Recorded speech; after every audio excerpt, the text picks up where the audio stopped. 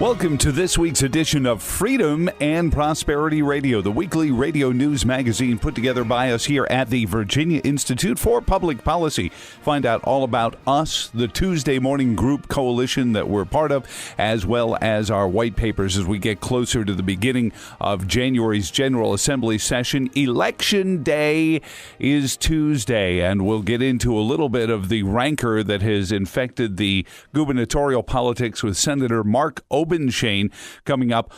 Also, Congressman Dave Brat from the House Budget Committee on the tax reform plan. Congressman Dave Brat on with us regarding the House budget proposal, and you can read it, fairandsimple.gop, the Tax Cuts and Jobs Act.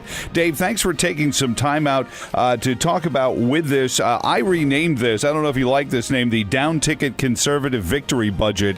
On behalf of all the conservatives in New York and California, they're going to get a big bump from people actually having to find out how high their taxes are. No, that's right. I mean, that held up the vote a little bit. They had about 20 votes there. But, it is interesting. We're getting rid of all the distortions across the tax code. And so in that case, you got the poorer states subsidizing the richer states. And I think it's just a good cleanup. And so we had a good compromise. We're keeping the home, write-off the mortgage in there, but the state and local income part we're dumping. Well, and if you look at it, I was looking at some numbers that say $1.6 trillion could come from these states that are getting their income taxes written off. Yeah, that was the state and local piece together. So now it's still about $1 trillion we're going to capture, and that's a pay for, right? Yeah. So if you lose that pay for, then you can't lower the corporate rate, you can't lower the S corp, the small guy, you can't lower the middle class tax cuts that we got. And leadership came through on this one. They promised us those four components, and they all showed up in the final bill. And so we got a couple little concerns. We got to iron out the small business on the service side. We got some fixes there. And then at the upper end, we got to make sure that we're keeping everybody. We're trying to get rates lower for everybody. And so, but I think we're going to get it all right. If your average family income in Virginia, $60,000 is about average, and you got a family of four, you're going to see $1,200 back in your wallet, and $1,200 is pretty good. And so you compare that to the Democrat bill, the Democrat progressive budget given a few weeks ago. Their vision is to raise taxes $10 trillion. Raise spending $11 trillion. Of course. And they have more debt and deficit in their package than when we cut taxes for you. So it's quite a contrast. Now, you talk about the pay-fors. I want to, and I don't even know if guys like Steve Moore can weigh in. I've reached out to him to see if he can weigh in on what the boost. We've already seen a growing economy, Dave. If you cut that corporate tax rate by 15%, and even the small business owners seeing a break on their S corp taxes and everything else, that growth could be another $1 trillion in economic growth. Yeah, no, that's right. All you need to do is get 1% higher growth, and that gets you another $1 trillion in the federal coffers. And we already got it. And by the way, you ought to put together a fun clip for your listeners. Right, a year ago, go listen to the mainstream media. You'll never have 3% growth. If Trump gets in, the stock market will plummet immediately. The economy will shrink. The World War VIII will break out. And what's that? We're growing at 3% the last two quarters. And if people go to the Atlanta Fed right now, they got a nice little app for the iPhone called GDP Now, and it says we're growing at 4.6 as of today. Holy cow. Well, if we can sustain that and if you guys can get this passed. Now, do you have the votes to work this through, Dave? I know you're not the whip or anything. Yeah. But, No, there you go. I mean, now you're in the House, we do, because we just got this thing through, right? And so we didn't pass it yet, but we're going to have the votes in the House. But the Senate, I mean, we're hoping we do. We could lose 2 votes, and so it's a tough one. But we gotta. If the Senate's failed on health care, if they fail on this, I think they know they're all going home. So. I think the pressure's on. You need to spend some time in Arizona and Missouri to start putting some pressure on some of the squishy ones in there. What about the headquarters research, all the overseas, the repatriating a lot of this business, Dave? How does the budget bring that back? Does that address that?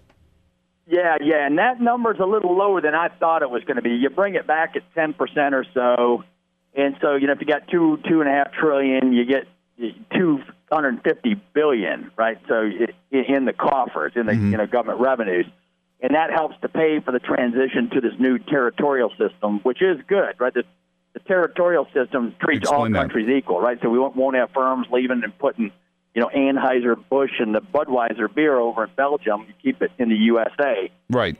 And so there's a couple complexities that were just added in there. We're going to get our heads around that. But it's moving in the right direction. Again, I give leadership a hard time on the health care vote. I did not like our federal plan that didn't repeal fully. Mm-hmm. But on this one, leadership's done a tremendous job keeping their word and delivering the goods. If this can get passed and you can finally get to yes in the House and Senate, how does this impact the future of health care reform, in your opinion? Well, it helps tremendously, because if you get a growing economy and business booming and people joining the workforce instead of leaving the workforce, I mean, that just makes a tremendous difference, right? And then you get your courage back up. The consumer confidence is up right now. It'll go even higher. And people will trust the Republican brand. So when we say, hey, look, we just fixed the economy, now let us fix the healthcare system. And trust us when we say we're going to make it better and lower your premiums. Maybe after the people see the economy growing, they'll say, hey, we trust these guys now, right? No, sure. To do a real free market healthcare, not like the last time.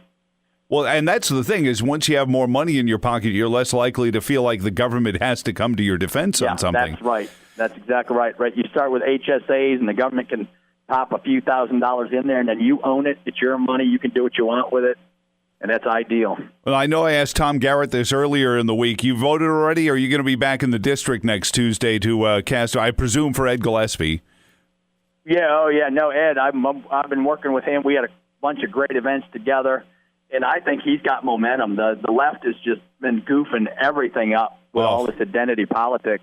Oh, the average person just fed up. But I won't be here. I have to vote on Saturday absentee because I'll be back up. I got to go back up next week, Monday to Thursday again. You're busy. Well, and this is the thing, though, with this budget proposal, Ed, who's talking about cutting taxes in Virginia, is actually, you've just helped Ed out a lot with this budget, Dave. I appreciate that. Absolutely. No, and he's going to add to it at the state level, and we'll get Virginia humming along again. Have you ever seen anything? I did 2 days at Virginia Military Institute on Monday and Tuesday, their ethics and leadership conference, Dave. Yeah, they're great. They're not really happy with being dragged into the governor's race. Have you seen? I thought McAuliffe Cuccinelli was dirty. I don't think I've ever seen a gubernatorial race get this rancorous. No, it's unbelievable. I mean, Ed is just a high character, good Catholic family. He ran his whole thing was Ed for everyone, right? And then now they're trying to make him sound just terrible on this identity politics stuff. And Ed's campaign has it right. They're putting down the average Virginian, in our intellect. For us to fall for that, it's just nonsense. And so I think he's going to shock everybody and have a nice little win. Absolutely. Hey, real quick, what do you hear out of these intelligence hearings regarding the internet? Should Facebook and Twitter be treated more like a publisher, like a Newsday or a Newsweek, or are they just an aggregator and they're going to get a hall pass on putting out stuff that may not be true? Well, we got to find a happy medium in there. I don't think they get a free pass. When you got national security issues and, the Democrats, it seems to me it should be a bipartisan kind of thing. Yeah, I should have warned you. I was asking the ethics professor about that because, just to me, I think if you're going to publish things, you should be held to the same accountability like the Richmond Times or the Daily Progress is. But, Dave, I appreciate it. And the website, again, for the budget, if anyone wants to see, is fairandsimple.gop. And good luck wrangling the votes out of Arizona and Missouri Senate representations. Yeah, you bet. You bet. And have people just go to davebrat.com, sign up for my email, and I'll give you summaries of this stuff as well. All right, we appreciate it, sir. Enjoy the rest of the morning. Thanks for joining us. Awesome. Thank you, Joe. You bet. Thanks for all you do.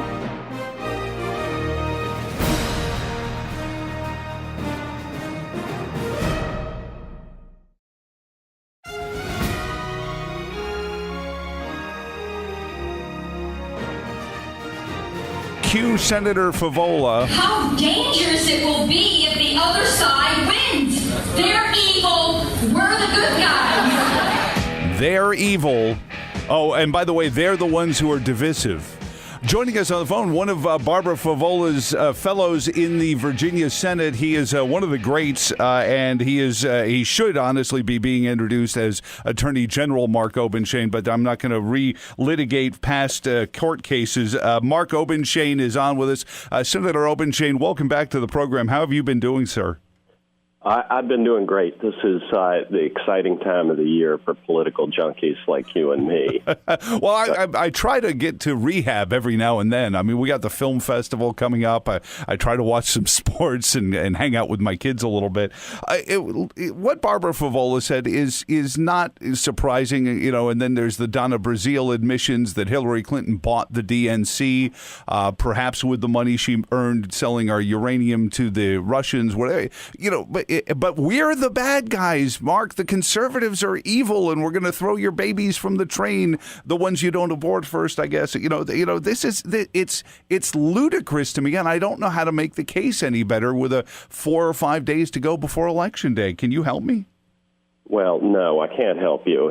What I can tell you is, I'll make a startling admission. First of all, I'm a lawyer, which one thing I know is how to make closing arguments.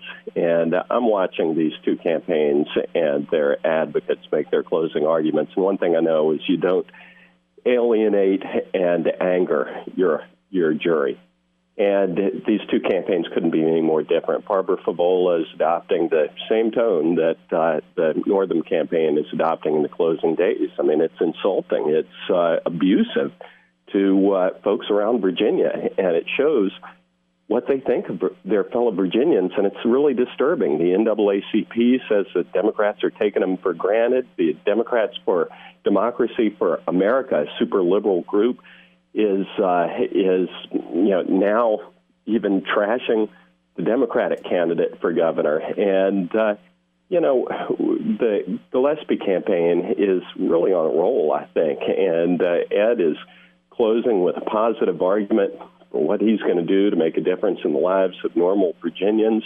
And, the tone really says an awful lot about where the candidates believe their campaigns are right now. Well, I'll tell you something, Mark. I've met a lot of politicos, and Republicans or Democrats. I can usually get a feeling for whether they're being genuine with me or not. And I don't know how Ed has lived his life in the political world with still feeling I can sit down and have a cup of coffee with him, and I feel like I'm talking to a genuine human being. I was at the Virginia Military Institute Monday and Tuesday. I broadcasted live from there.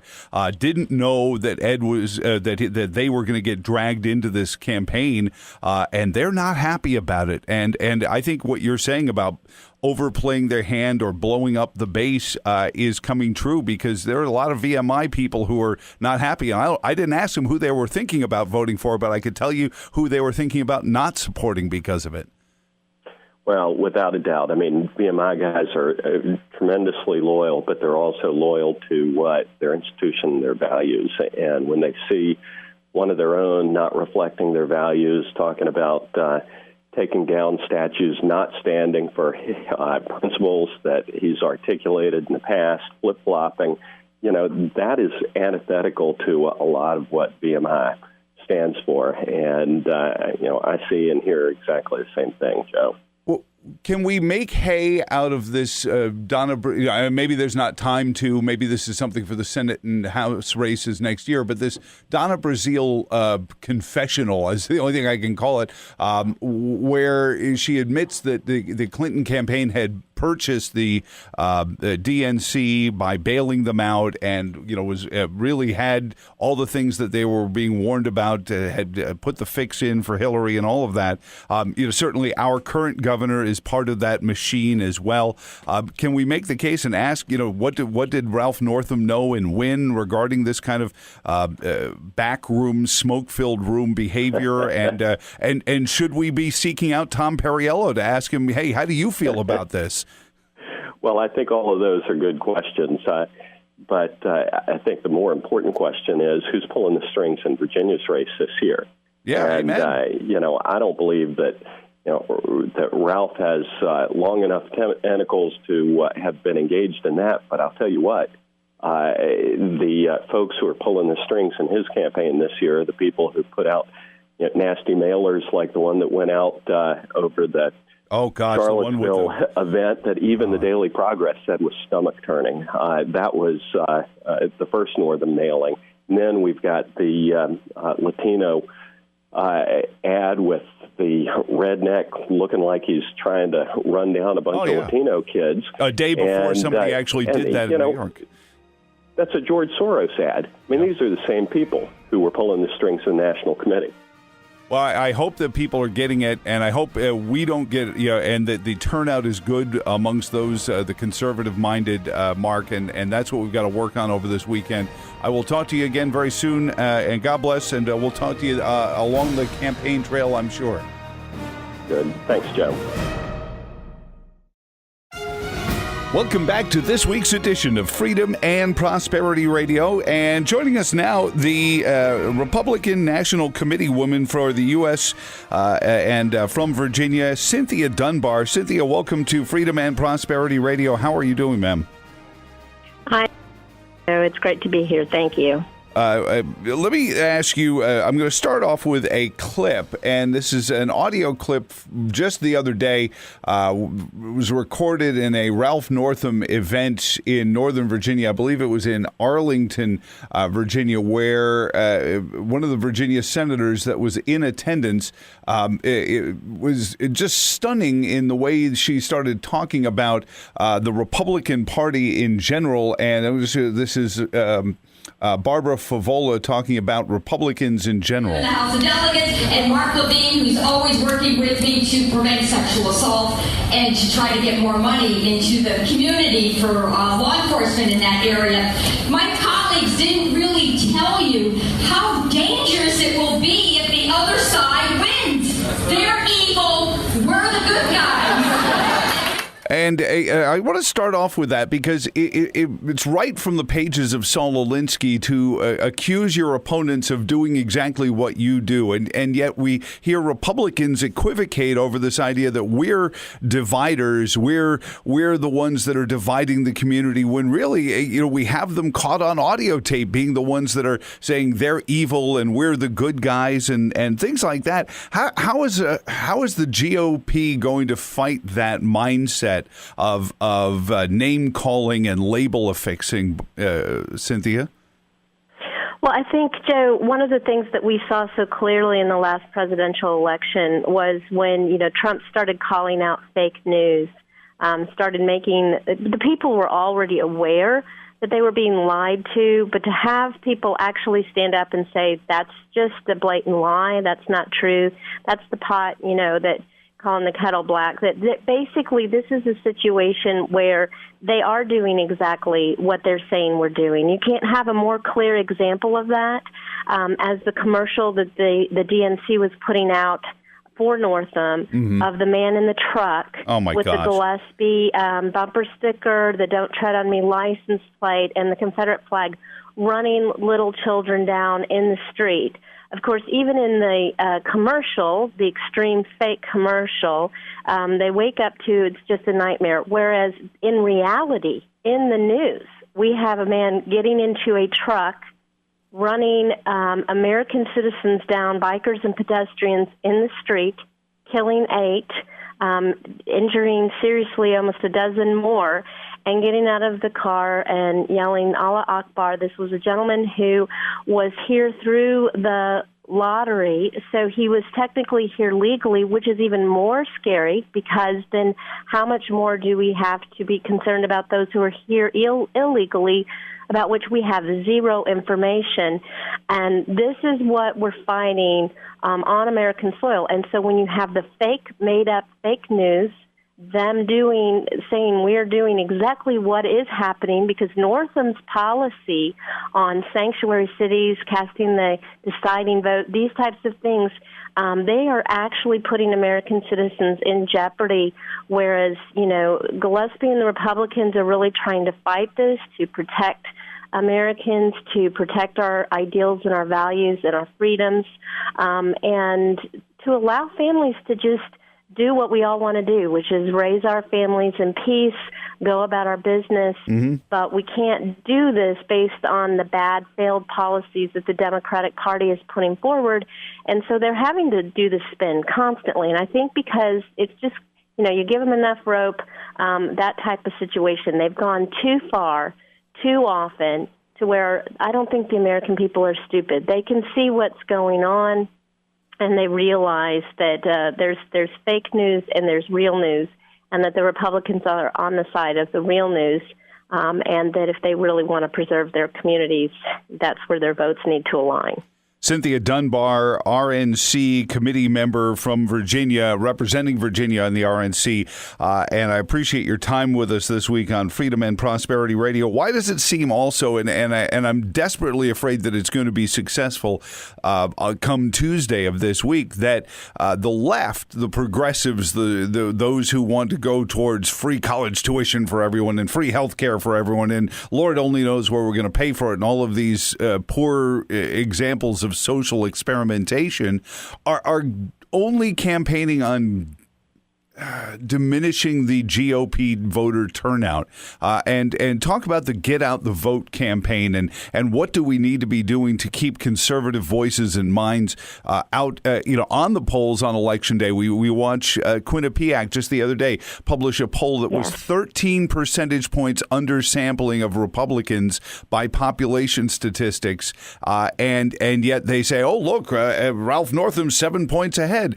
and they did it in the Mark Warner Gillespie race. They did it in the Ken Cuccinelli, Terry McAuliffe race, where they kept telling you, oh, the guy's way behind. Stay home, milk the cat, do something else on Election Day. And that voter, I can only call it vote suppression, passive vote suppression maybe, but how do we fight that, Cynthia?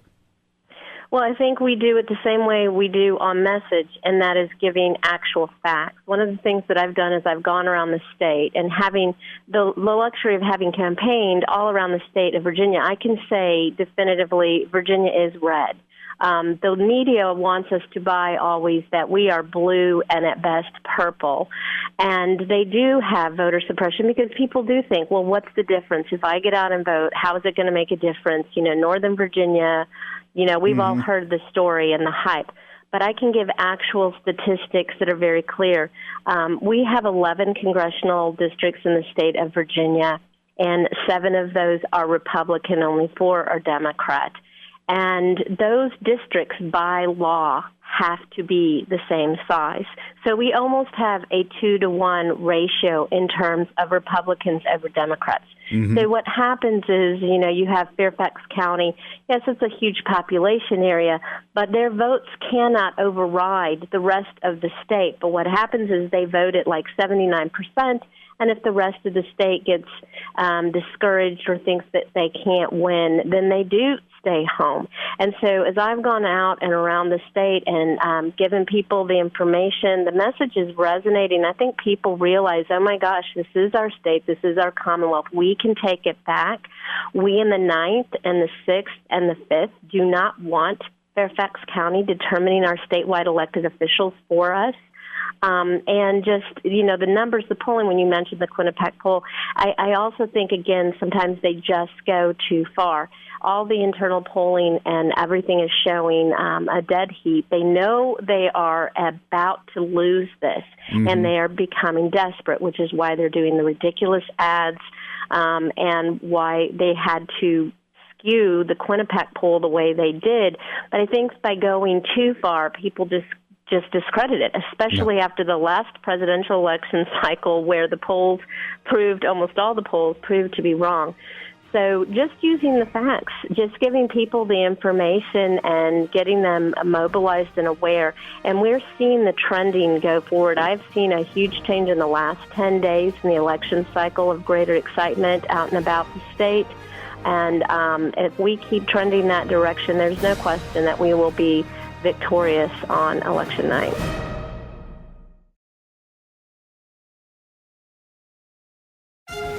Cynthia Dunbar is on with us on Freedom and Prosperity Radio, and you talk about the get out the vote and getting past all this. You mentioned the congressional districts. I'll even point out even further that in the 2010 election cycle, 2 of those 7 Republican districts were held by Democrats. That was thrown over. Morgan Griffith and Robert Hurt won over their districts, the 9th and the 5th, to swing it back. So even for a brief period of time, there was a moment, and the Republican Party gathered together. What about on the local levels? We have so many boards of supervisors and city council seats, all of the seats in the Virginia House of Delegates up for challenge, and the campaign seems to be, and I'm going to stick a pin into this mindset and circle back to it because there's a breaking news story I want to get to regarding Donna Brazile. But Cynthia, this idea that every Rob Bell, who's been a very stalwart member of the Virginia House of Delegates for going on more than a decade, is somehow the same as Donald Trump. And this campaign of, he's with stupid is basically what their campaign comes down to. The president's in over his head, the president's a loudmouth, the president's misogynist, and anyone who's in the same party as him is tainted by that. I will debunk that in a moment, but how do we fight that on the local level? Because the Virginia Senate could be up for a special election if Jill Vogel wins the lieutenant governor's race. A lot of these things are up for grabs. Well, the interesting thing, if you watch how they message out of both sides of their mouth, you can realize that they have to be careful with going too far with that messaging as well, by castigating and being negative about the president. Because by going too far, where maybe in Fairfax and Northern Virginia of alignment with Trump might have some negative reverberation, there's lots of parts of the state that having any kind of alignment with President Trump is actually seen as a positive. Mm-hmm. So they go out, on the limb so far, and then they have to pull back, which is a really risky place for them to be. Whereas what I've seen is most of our candidates, they're running on their records, they're running on their policy, they're running on the fact that they really stand for liberty and freedom for the constituents, not excessive, expansive government control, which really translates into tyranny for the American people. And so where those policies align with the president, and that is very popular, that's a good thing. And where it doesn't, it still stands on its own and its own merit. And so I think that by being out there and campaigning at all these down-ballot races, that actually helps our statewide candidates as well, because we do have the majority in the Virginia delegation. And so as long as those candidates are out there running well, running strong within their own districts, that not only helps preserve their seats, but also even help our statewide candidates. So I actually think that messaging that they're trying to do of the negative against the alignment with Trump is going to backfire on them. I know specifically, it's, again, just using the 5th, the 6th, and the 9th, but you can see where saying anything negative against the president really comes back to bite them.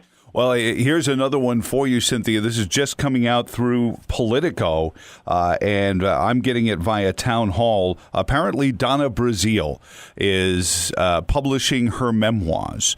And in her memoirs, she confirms what the president had said regarding the Democratic National Committee primary and its convention being rigged against Bernie Sanders. To quote Donna Brazile's book here, "So I followed the money. By September 7th, I had found my proof, and it broke my heart."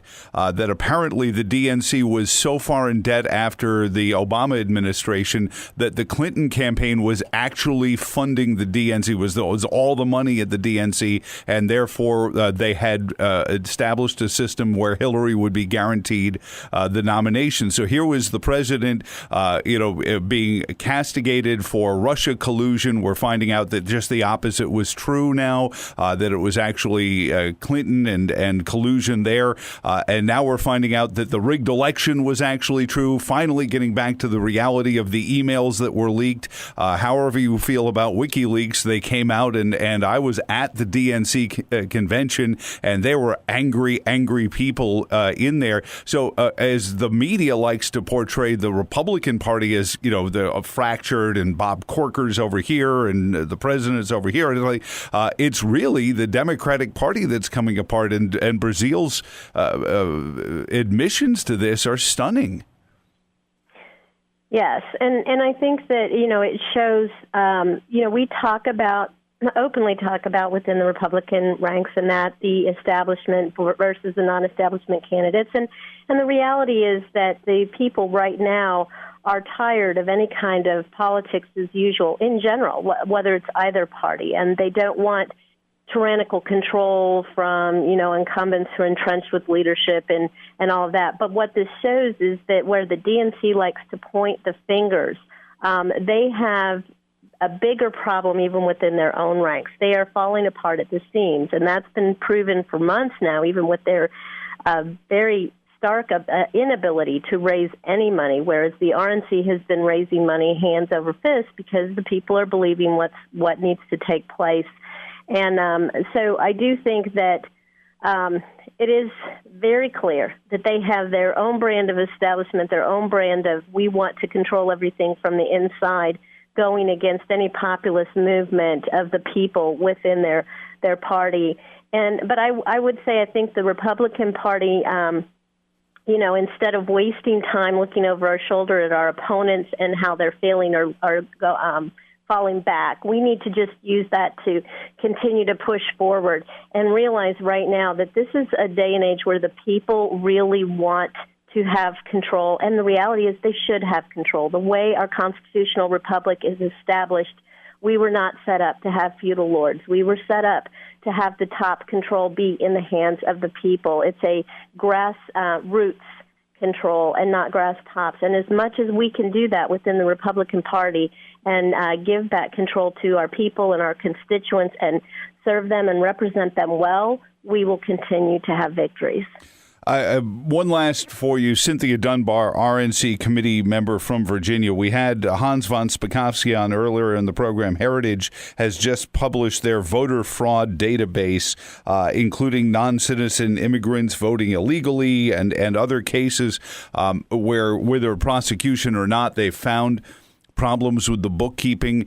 Is this problematic for Republican Party leaders across the Commonwealth of Virginia to have poll watchers imperative? As unglamorous as it may seem, it's really the bricks and mortar that hold the fair process together. I would suggest there need to be Democratic Party poll watchers as well, and election officials, so that everything is overseen equally and with open eyes.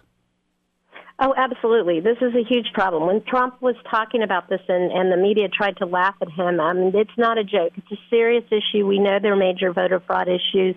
We've seen that in Virginia firsthand, just with the young man at JMU, who was the head of the DNC there, that, registering people who are deceased. And this is a real and legitimate problem.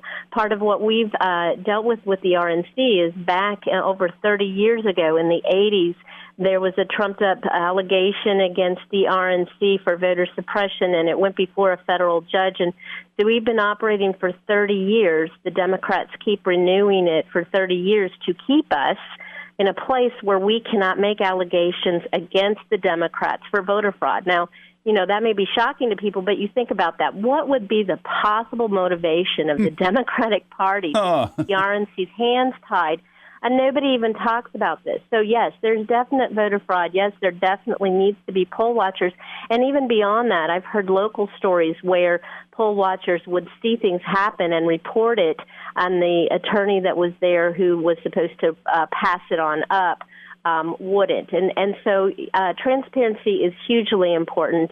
And all politics is local. I think we need to start making sure, encouraging people to be poll watchers and to be engaged in the election process. And, just the more awareness that citizens have and the more engaged they are in the process, the more power they actually have, and that's how it should be. Yeah, and I really encourage, my wife has done it, I've done it. It is not hard to do.